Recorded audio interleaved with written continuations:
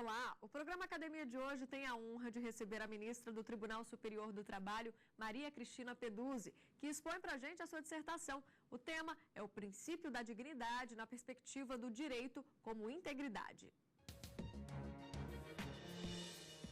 O princípio da dignidade da pessoa humana na perspectiva do direito como integridade. Dissertação de mestrado apresentada ao programa de pós-graduação em Direito da Faculdade de Direito da Universidade de Brasília para obtenção do título de mestre em Direito, Estado e Constituição, sob a orientação do professor doutor Alexandre Bernardino Costa.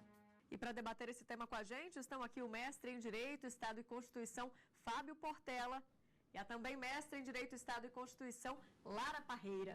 Obrigada, Lara, pela sua presença aqui na Academia. Eu que agradeço o convite. Obrigada, Fábio. Obrigado pelo convite. Bom, e agora vamos entender melhor esse tema. Confira um rápido resumo da dissertação. A pesquisa gira em torno do seguinte questionamento: o que se pode entender por dignidade da pessoa humana? O estudo aborda o direito como integridade. Portanto, a preocupação se volta para a busca de decisões que respeitem o princípio da segurança jurídica e, ao mesmo tempo, satisfaçam a pretensão de legitimidade. Porque, afinal, o princípio da dignidade da pessoa humana é o mais fundamental dos princípios jurídicos. E qual a consequência desse reconhecimento? Ministra, muito obrigada por ter aceitado o nosso convite e participar aqui do nosso programa. Eu que agradeço, é um prazer estar aqui e poder conversar um pouco sobre um tema tão interessante, né, e sempre atual. Verdade. Então, para começar, eu queria saber o seguinte: o tema, de onde surgiu a necessidade? Foi do dia a dia do trabalho, das experiências que a senhora vivencia ou vivenciou na época? Sim, eu já defendi essa dissertação tem 6 anos. E o tema, quando eu escolhi tratar desse assunto na preparação para o mestrado na UNB, foi em 2006. E durante 2007, 2008, 2009, o período em que eu fiz o mestrado, eu elegi e trabalhei justamente porque, a partir da Constituição de 88, mais se tratou na jurisprudência do tema dignidade da pessoa humana. E por ser um princípio abrangente, um princípio genérico, né, um princípio inclusivo, ele vem sendo aplicado nem sempre, digamos, de uma forma sistemática, de uma forma uniforme. Então, a minha preocupação na metodologia para a elaboração da pesquisa foi não só o exame sob o aspecto, né, da legislação, da doutrina, mas, sobretudo, da jurisprudência. Então, eu escolhi 2 casos, inclusive, concretos, que nós vamos aqui referir posteriormente, onde o princípio da dignidade da pessoa humana foi aplicado, tanto pela corrente vencida quanto pela corrente vencedora, para justificar a sua teoria e o seu pronunciamento. De forma que, exatamente por isso, por se tratar de um princípio tão genérico e tão abrangente, assim como o princípio também da isonomia, liberdade, eu me detive e priorizando o exame, né, dos casos concretos e inserindo esses comportamentos, né, dos juízes ao aplicarem o princípio, cotejando com a teoria do direito como integridade e com teorias, né, pós-positivistas que até vêm, não é, estimulando, digamos, a aplicação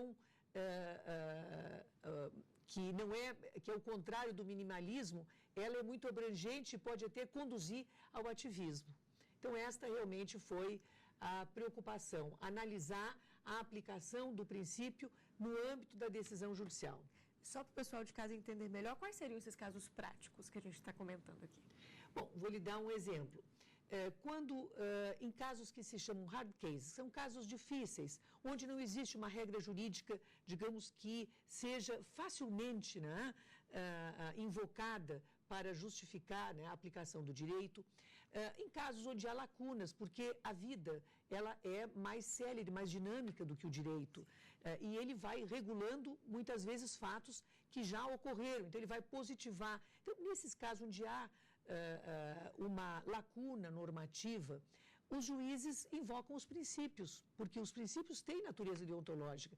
E a nossa Constituição é uma Constituição principiológica. E nessa aplicação, nós temos muitas vezes, digamos assim, para o mesmo princípio, as mais diversas decisões judiciais. Vou dar um exemplo, tema do dano moral, que não há uma quantificação para o dano moral. E o dano moral ele pode resultar do assédio moral, ele pode resultar de um dano até material que produziu um dano moral, como no caso de um acidente de trabalho, de uma doença profissional, ou na própria relação de trabalho, uma questão individual que pode gerar um dano, né, praticado um ato do empregador.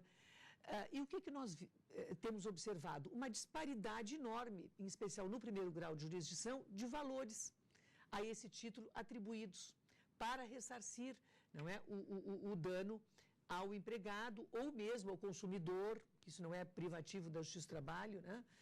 Ao contrário, está previsto e positivado no Código Civil e tem uma abrangência muito grande.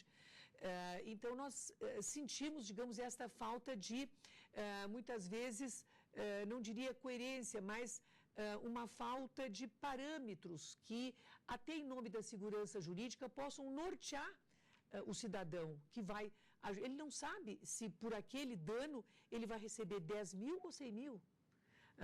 Nós não podemos, não é, comprometer o princípio da segurança jurídica e estimular lides temerárias. Então, é necessário que exista, digamos assim, um compromisso com o próprio ordenamento jurídico, com o próprio sistema, com a ordem constitucional, na aplicação do princípio da dignidade da pessoa humana, que em geral é invocado nestas questões, não é, que envolvem a pessoa humana. Então, o dano moral é um caso típico dessa falta de uniformidade. E eu busquei, agora no momento próprio, vou referir casos realmente que foram paradigmáticos para justamente estudar. Mas a minha preocupação foi, nos casos concretos, identificar como os juízes estão aplicando o princípio da dignidade da pessoa humana para justificar, não é, digamos, no caso concreto, aquela decisão. E para fazer essa dissertação, a ministra também usou uma vasta bibliografia e indicou algumas obras para a gente. Vamos conferir. Domínio da Vida, de Ronald Dworkin, editora Martins Fontes. Direito e Democracia, entre Facticidade e Validade, de Jürgen Habermas, editora Tempo Brasileiro. O Império do Direito, de Ronald Dworkin, editora Martins Fontes. De que forma que esses livros te ajudaram, ministra? Tem algum especial que foi a base do estudo?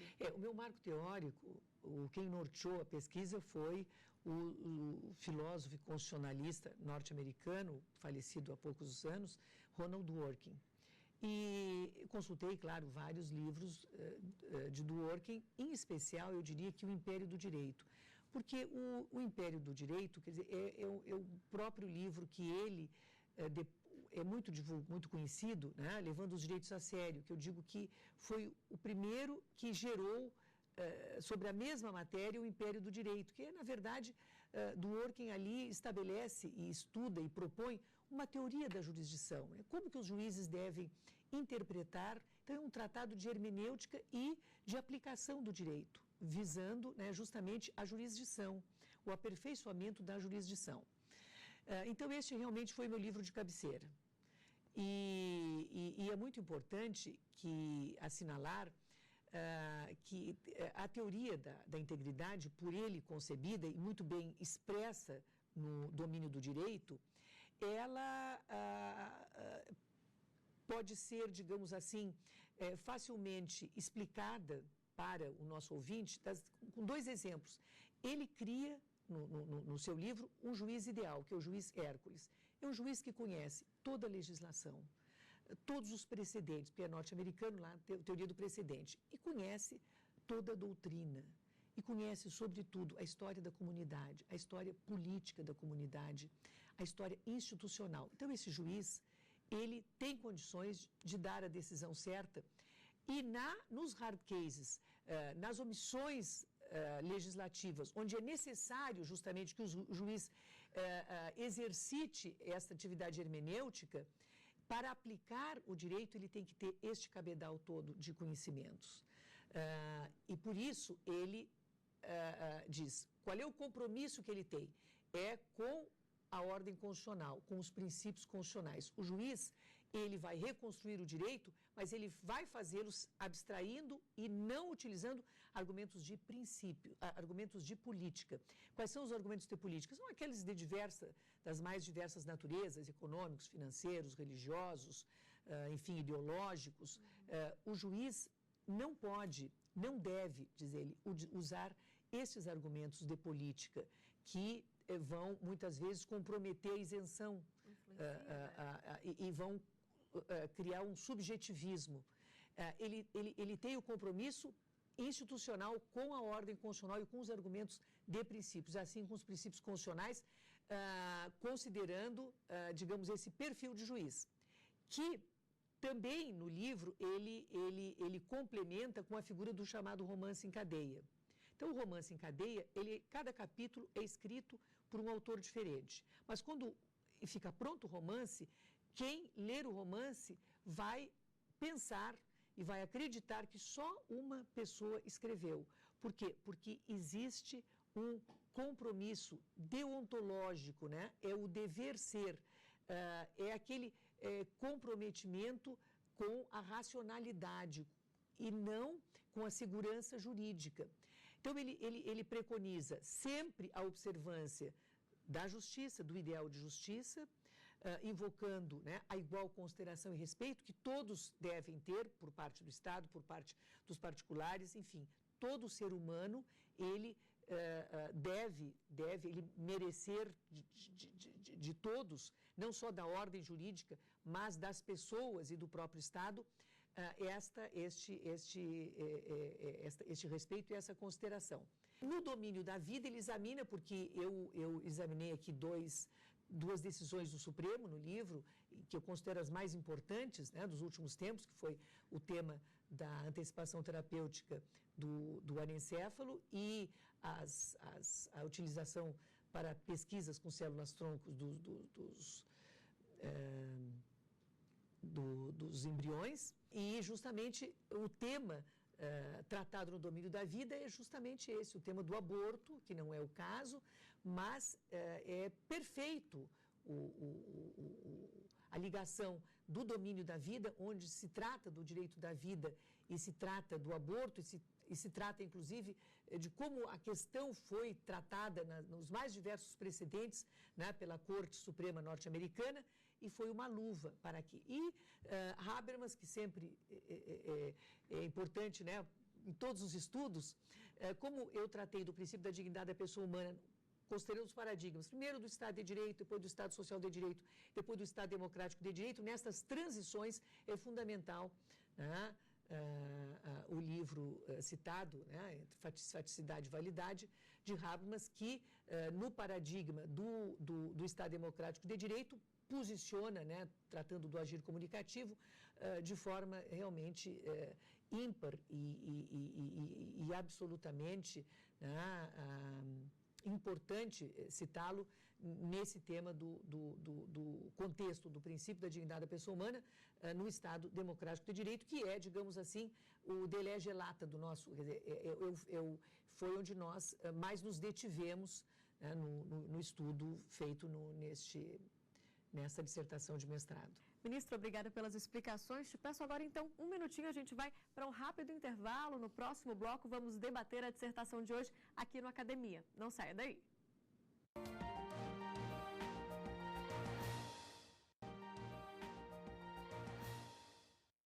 Estamos de volta e agora a gente vai para o debate. Fábio, posso começar com a sua pergunta? Claro. Por favor. Bom, ministro, em primeiro lugar, eu gostaria de elogiar a qualidade do seu trabalho, que é realmente um marco na doutrina brasileira sobre o princípio da dignidade da pessoa humana.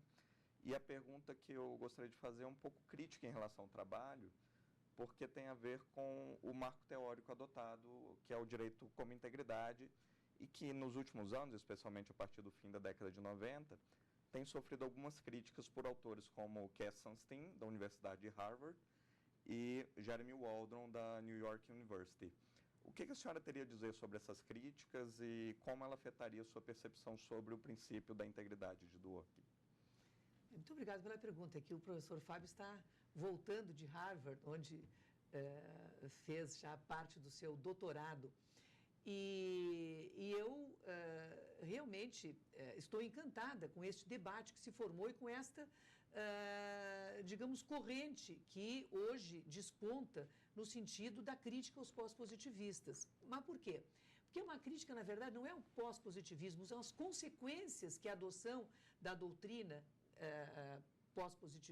dos pós-positivistas vem ocasionando e vem promovendo um ativismo judicial em algumas situações, e esses professores realmente têm razão.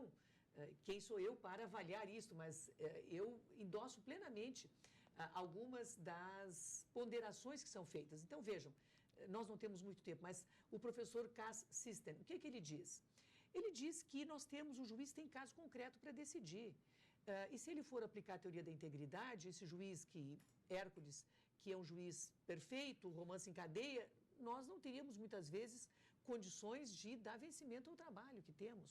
Então, diz ele, bom, ficar aplicando muita filosofia para justificar a reconstrução do direito pode comprometer outros valores que são fundamentais. E ele refere às chamadas capacidades institucionais, que são número de processos distribuídos, assessoria que nem sempre permite. Quer dizer, o juiz não tem muitas vezes, não é, uma competência reduzida que lhe permite, né, julgar uma matéria determinada, ele tem que julgar matérias as mais diversas. Então, como que ele pode aplicar essa teoria complexa no caso concreto? E acaba por preconizar, temos que julgar o caso da forma mais direta possível, abstraindo da filosofia. Isso é que o juiz tem que fazer. E tem razão, né? O outro autor invocado, né, Jeremy Waldron, fantástico, né, porque ele faz em relação à legislação o que o Dworkin fez em relação à teoria da jurisdição, ele faz uma teoria da legislação, quer dizer, é a valorização do poder legislativo. E ele faz por quê? Porque está havendo o que outro, né, professor de Toronto, Han Hirschel, chama de juristocracia. Nós estamos hoje vivendo uma transferência de competências dos poderes legislativo e executivo para o poder judiciário. O poder judiciário está pronunciando decisões políticas, morais e não só jurídicas. Ele vem sendo convocado para isso. E na valorização, digamos, do poder legislativo promovida por Jeremy Waldron, ele em 2 livros exemplares, ele justamente combate isso. Ele diz, mas por que essa transferência, né? Nós temos, quer dizer, quem edita a lei e quem tem a legitimidade para dizer é o poder legislativo, é a maioria deles. Invoca inclusive Aristóteles para justificar. É aquela maioria que, ainda que não tenha a técnica dos juízes, que tem uma técnica e que nem sempre os parlamentares têm, eles têm a representatividade dos mais diversos segmentos da população. Então, ele examina o fenômeno que Hirschel, inclusive, combate, todos combatendo o ativismo, né? Que é a possibilidade de dizer o direito indistintamente. E ele diz, por que nós temos, né, que combater? Nós temos que combater porque o juiz não pode sair da jurisdição e do direito. Ele tem que dizer o direito, ele pode até reconstruir, mas ele não deve se intrometer na política e na moral. Então, realmente, são críticas consideráveis e que acendem o debate, né? Muito importante. Lara, por gentileza. Queria mais uma vez agradecer pelo convite, parabenizá-la pela dissertação que traz um tema que é da ordem do dia e tem uma profundidade filosófica e prática ímpar e que contribui muito para a doutrina jurídica. A minha pergunta é no sentido de como a senhora caracterizaria o princípio da dignidade da pessoa humana no paradigma do Estado democrático de direito, considerando que ao longo dos paradigmas de Estado, esse princípio sofreu mudanças em sua conceituação. E justamente no paradigma do Estado democrático de direito é que este exercício da jurisdição ele é amplo. Porque se nós tivéssemos um paradigma do Estado de Direito, na escola da exegese, o juiz não teria essa possibilidade. Então, é justamente no paradigma do Estado democrático de direito que o juiz tem, digamos, essa amplidão, né, decisória que vem, né, promovendo essas discussões todas, porque ele pode criar direito concreto, né, fundamentado no princípio, no caso da dignidade da pessoa humana. Fábio, mais uma questão? A segunda questão diz respeito justamente ao conteúdo polissêmico do princípio da dignidade da pessoa humana, que, como todo princípio, admite múltiplas interpretações. Como a senhora bem expõe no seu trabalho, esse princípio tem sido interpretado de múltiplas maneiras pelos tribunais e muitas vezes isso tem levado a uma falta de sistematicidade, ou seja, às vezes é interpretado de um sentido e às vezes de outro, e isso às vezes gera uma certa instabilidade e insegurança jurídica. Como a senhora enxerga essa situação? A senhora enxerga nisso um risco para o Estado democrático de direito? Eu concordo com os autores, por último, né, examinados, quando buscam, eu não diria um minimalismo judicial, mas quando estabelecem alguns critérios que devem nortear a atividade. Por que atividade jurisdicional? Porque nós temos que, como juízes, nós temos um compromisso com a Constituição, com o ordenamento constitucional, e nós temos que nos ater aos argumentos de princípio e abandonar os argumentos de política. Eu digo que esta é a regra que deve ser adotada, né? Argumentos de política no sentido de que outros que não aqueles constitucionais devem nortear a decisão nos hard cases, para evitar exatamente a lide temerária, para evitar a insegurança jurídica e para observar o princípio da separação dos poderes, né? Sem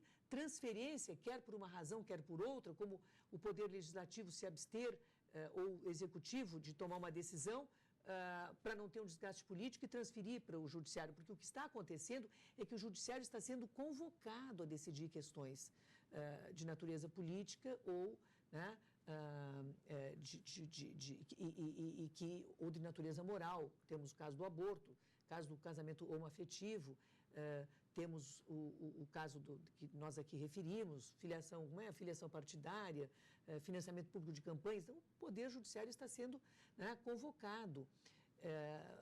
E isso realmente é um tema da maior complexidade que nós temos que nos debruçar mesmo, estudar sobre o aspecto, né, estrutural.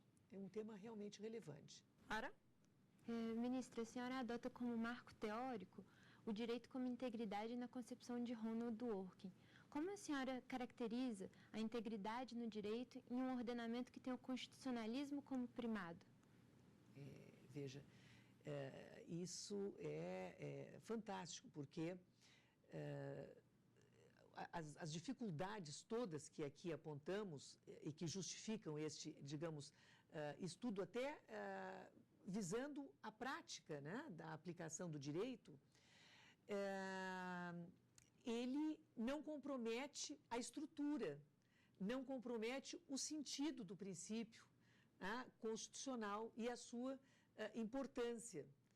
E eu diria que todos os diplomas, desde 1789, na Revolução Francesa, referem à dignidade da pessoa humana. E hoje, tendo em vista exatamente esta possibilidade, essa juristocracia, para citar a expressão de Han Ruschel, essa transferência de competências que só no momento, na nossa contemporaneidade, nós estamos vivenciando, é que ele adquire essa importância, digamos, fundamental, né? E justamente este comprometimento que nós temos de bem estudar e a dignidade da pessoa humana como um marco teórico é fundamental, porque estabelece princípios importantes na aplicação do direito, que por isso que eu digo que é uma teoria da jurisdição, mas ela,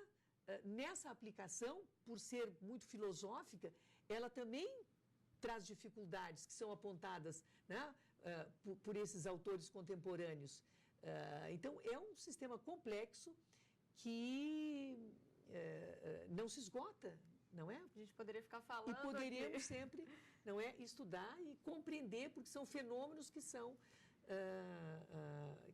que se buscam, né, contornar, explicar e superar, né, muitas vezes, justamente com o exame dos casos concretos e das teorias que são formuladas, né, pelos professores e que nos ajudam a compreender. Perfeito. Bom, nosso tempo chega ao fim. Muito Agradeço obrigada. imensamente a sua presença aqui. Obrigada pelos ensinamentos, obrigada também pela sua atenção aqui com a TV Justiça. Eu também agradeço a TV Justiça, os organizadores do programa, você e aos queridos, né, professores que aqui estão também, né, colaborando com o nosso, com a nossa investigação, né, sobre o princípio da dignidade da pessoa humana. Obrigada, Lara, pela sua presença aqui também na Academia. Eu que agradeço o convite. Obrigada, Fábio. Obrigado pelo convite. Bom, e você também pode ter sua tese ou dissertação apresentada aqui no programa, é só mandar um e-mail para a gente, academia@stf.jus.br. Para rever o Academia desta semana, basta acessar o endereço que você vai ver aí na sua tela, tvjustiça.jus.br. Obrigada pela companhia e até semana que vem. Tchau!